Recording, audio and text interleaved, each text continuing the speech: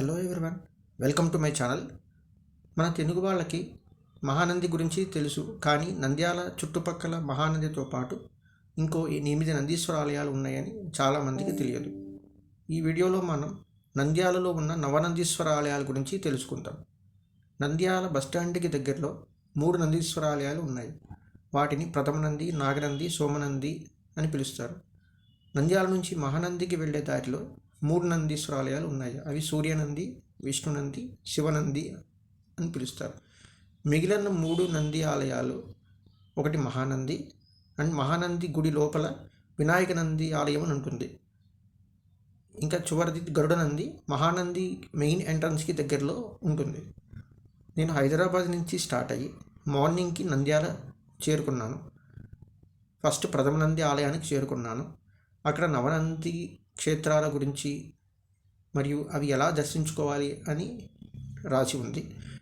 So ఇక్కడ చూపించినట్టుగా మొదట ప్రథమ నంది దర్శించుకొని మిగతా 8 నందీశ్వర ఆలయాలు దర్శించుకొని మళ్ళీ తిరిగి ప్రథమ నందీశ్వర ఆలయానికి సూర్యాస్తమయంలోకి చేరుకున్నాను. ప్రథమ నంది ఆలయం దర్శించుకున్నాక నాగనందికి వెళ్ళాను. దీనికి సపరేట్గా టెంపుల్ లేదు, ఆంజనేయ స్వామి టెంపుల్లో ప్రతిష్ఠించారు. తర్వాత సోమనందీశ్వర ఆలయానికి వెళ్ళాను. అక్కడి నుంచి సూర్యనందీశ్వర ఆలయం, తర్వాత శివనందీశ్వర ఆలయం, విష్ణునందీశ్వర ఆలయాలు చూసి మహానందికి చేరుకున్నాను.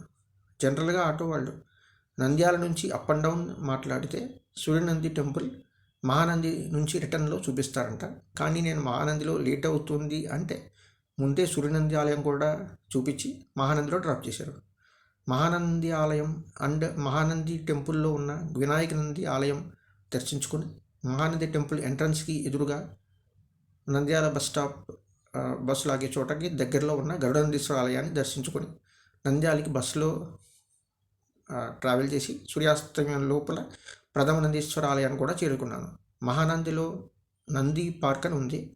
చాలా పెద్ద నంది విగ్రహం ఉంది. అందులో ఫోటో షూట్కి బాగుంటుంది. ఈ 9 నందీశ్వర ఆలయాలు గూగుల్ లొకేషన్ డిస్క్రిప్షన్లో ఇస్తాను. వీడియో మీకు హెల్ప్ఫుల్ అనిపిస్తే లైక్ చేసి సబ్స్క్రైబ్ చేయండి. ఓం నమః శివాయ.